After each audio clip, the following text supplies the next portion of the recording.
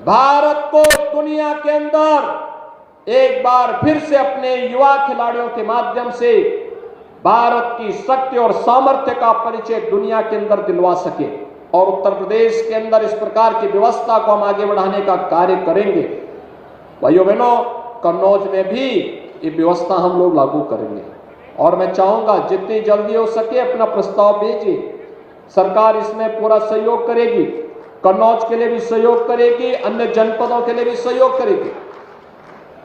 ऐसे ही अन्य इंफ्रास्ट्रक्चर से जुड़े हुए कार्य हैं, सड़कों के हैं, पुलों के हैं, आईटीआई है, वर्ल्ड क्लास आईटीआई देना चाहते हैं हम लोग, आपको पॉलिटेक्निक बनाना चाहते हैं, स्किल डेवलपमेंट से जुड़े हुए केंद्र स्थापित करना चाहते हैं। अभ्युदय कोचिंग के माध्यम से अपने युवाओं को किसी भी प्रतियोगी परीक्षाओं की तैयारी करने के लिए वह फिजिकली भी और ऑनलाइन वर्चुअली भी उस व्यवस्था के साथ जुड़ करके परीक्षाओं की, प्रतियोगी परीक्षाओं की तैयारी कर सकता है। और यह व्यवस्था आगे लागू होगी, लगातार ये आगे बढ़ रही है।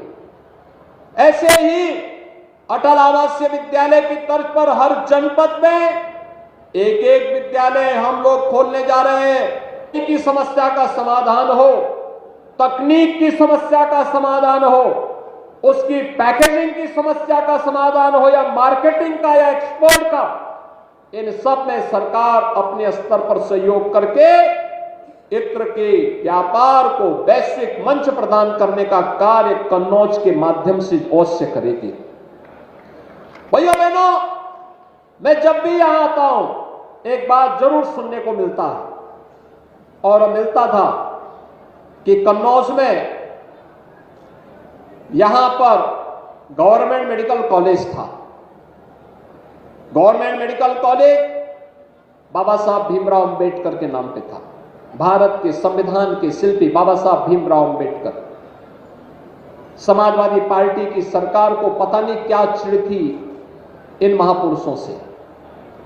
अयोध्या में भगवान राम का विरोध करते थे तो कन्नौज में बाबा साहब भीमराव अंबेडकर का भी विरोध करते हैं।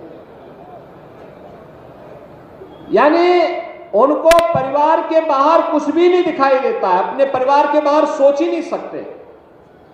कुछ लोगों की आदत होती है, वोट तो जाति के नाम पे लेते हैं लेकिन काम केवल परिवार के लिए करते हैं, परिवार से बाहर नहीं।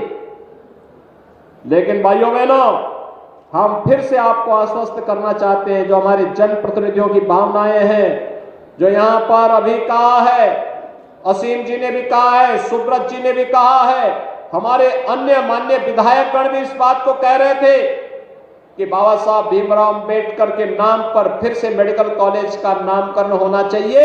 और मैं आपको आश्वस्त करने के लिए आया हूं कि बाबा साहब भीमराव अंबेडकर के नाम पर फिर से जाना जाएगा कन्नौज का मेडिकल कॉलेज। और जो भी सुविधाएं यहां के लिए उपलब्ध करवानी हो, उन अत्याधुनिक सुविधाओं को इसके साथ जोड़ेंगे। कन्नौज को एक विशेष व्यवस्था के साथ जोड़ करके इस व्यवस्था को और तेजी के साथ आगे बढ़ाने का कार्य करेंगे। आपने देखा होगा यहां पर आज अपने स्वर्गीय पिता की स्मृतियों को जीवंत बनाए रखने के लिए श्री सुब्रत पाठक जी ने यहां पर दिव्यांग जनों के लिए कृत्रिम अंग उपकरण वितरण के कार्यक्रम को आगे बढ़ाया।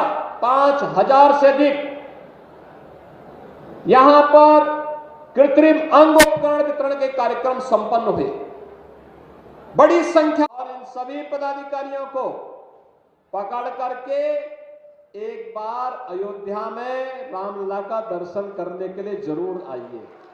अगर समाजवादी पार्टी की सरकार होती तो क्या रामलला का भव्य मंदिर का निर्माण लोग करने देते क्या अयोध्या में? इसलिए हो पाया है, डबल इंजन की सरकार है। लेकिन उसको अगर सरकार के द्वारा थोड़ी भी प्रोत्साहन दे दिया जाए तो वह बड़ी से बड़ी उपलब्धि हासिल कर सकता है। भाइयों बहनों, हम तो सब जानते हैं, अगर उपनिषदों में आप देखेंगे तो अनेक ऐसे उदाहरण आपको मिलेंगे जहां पर शारीरिक दिव्यांगता को लोगों ने, उन ऋषियों ने नकार के थे, अपने दिव्य ज्ञान से पूरे समाज को आलोकित किया है।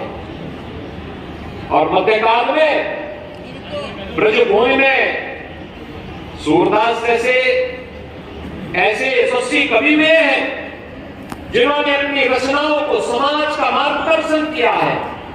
आज भी दुनिया के अंदर आप देखते होंगे या प्रदेश में भी आप देखते होंगे, चित्रकूट में जगतगुरु रामभद्राचार्य जी हैं, दिव्य चक्षु हैं, लेकिन जब वे कथा का वाचन करते हैं तो जिनके पास भौतिक चक्षु है वह भी उनके सामने फेल होते हुए दिखाई देते हैं। भाइयों बहनों, दिव्यांगता को हिसाब मानने की बजाय उनको संबल दिए जाने की आवश्यकता है। उस संबल के साथ अगर हम खड़े होते हैं तो ये कार्यक्रम मजबूती के साथ आगे बढ़ सकता है और ऐसे हजारों लोगों के लिए जीवन देना, डबल इंजन सरकार की योजनाओं के साथ उन्हें जोड़ना। अगर किसी निराश्रित महिला को निराश्रित महिला पेंशन मिल जाती है, किसी निराश्रित बुजुर्ग को वृद्धावस्था पेंशन का लाभ मिल जाता है, अगर किसी दिव्यांगजन को दिव्यांगजन पेंशन के साथ हम जोड़ देते हैं, किसी कुष्ठ रोगी को कुष्ठावस्था पेंशन के साथ जोड़ देते हैं, किसी जरूरतमंद को प्रधानमंत्री आवास योजना या मुख्यमंत्री आवास योजना के साथ जोड़ देते हैं, योजना सरकार की है, माध्यम आप बन रहे हैं, तो स्वाभाविक रूप से पुण्य के भागीदार भी आप बनेंगे, क्योंकि आपने उस व्यक्ति को राह दिखाई है कि इसके माध्यम से इस योजना का लाभ लिया जा सकता है। और भाइयों बहनों, यही तो सरकार की मंशा है कि समाज जब जागरूक होगा, जरूरतमंद तक योजनाओं का लाभ पहुंचेगा। आज केंद्र और राज्य की सरकार इसी दिशा में प्रयास कर रही है, इसी कार्यक्रम को आगे बढ़ा रही है और एक योग्य पिता का योग्य पुत्र अपने उसी दायित्व का निर्वहन करते हुए इस कार्यक्रम को आगे बढ़ाया है। पिता की 5वीं पुण्यतिथि पुत्र के लिए भावुक क्षण भी है, लेकिन साथ साथ जन सेवा का एक व्रत है, एक संकल्प है, उस संकल्प को आगे बढ़ाने का एक अवसर भी है। और उन्होंने उस अवसर को हाथों हाथ लेकर के, क्योंकि पुत्र जो कुछ भी प्राप्त करता है माता पिता की साधना से, उनके पुरुषार्थ से उन्हें प्राप्त होता है। और माता पिता के द्वारा जो संकल्प लिया गया, जो परिश्रम किया गया, जो पुरुषार्थ किया गया, जो साधना की गई, वो साधना की परिणति होती है कि पुत्र को एक रास्ता दिखता है, आगे बढ़ने के लिए प्रेरणा प्राप्त होती है। और उसी प्रेरणा के पुत्र के रूप में उन्होंने अपने पिता को केंद्र में रखकर के इस कार्यक्रम को आगे बढ़ाया, आज वो सार्थक होता हुआ दिखाई दिया। और उसी सार्थकता को आगे बढ़ाने के लिए आज हम सबको यहाँ पर 5वीं पुण्यतिथि के अवसर पर यहाँ पर आने का अवसर प्राप्त हुआ है। मैं इस अवसर पर स्वर्गीय प्रकाश पाठक जी को विनम्र श्रद्धांजलि अर्पित करता हूँ।